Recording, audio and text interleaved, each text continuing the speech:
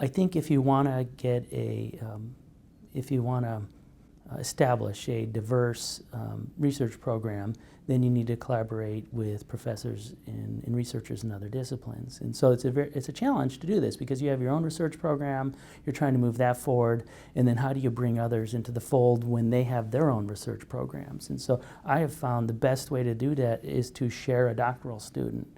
And so many times I will pay for that doctoral student from a grant, and I will work with that. So let's say, for example, in computer science, and that's how we got this work initiated.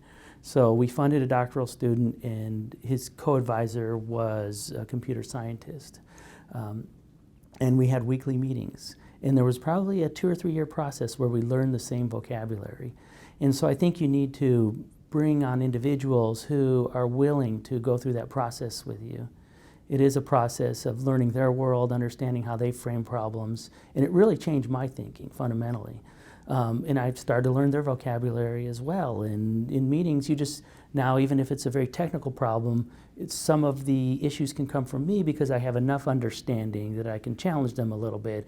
And it's great to hear my computer science colleague now talk about phonemes and challenges with co-articulation. And so it's been a very fun process, but it does take dedication. It's something that happens over time. And then the doctoral student moves the research forward incrementally, and every week we get the team together and we solve problems. And so I found that to be an effective way to do that, to ensure that everybody's invested. When you have a student involved, everyone's invested, everyone's helped the student move forward. The amount of work that's involved with data reduction for studying physiologic processes is enormous. And so it limits the amount of work you can do, amount of work you can accomplish for a given study.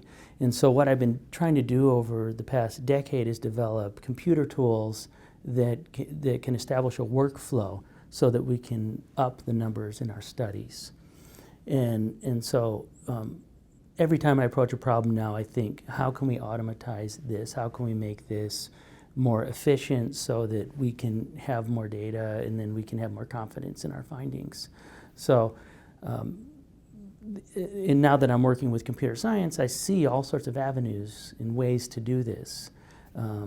To use algorithms to give you measurement error, to extract variables automatically, and then being able to test. So now you know the issue is you have 60 variables that can be extracted, and that's overwhelming. But now I'm not as overwhelmed by it. Now I understand that's part of the process, and that there are ways to associate those variables and to find the ones that are the most meaningful relative to the problem you're working on. So I think that it just removed a lot of barriers for me in terms of, okay, if this doesn't work, what's the next step? Well, now I understand that there's that iterative process between hypothesis-driven questions and then data-driven questions, and you always have the next step to go to.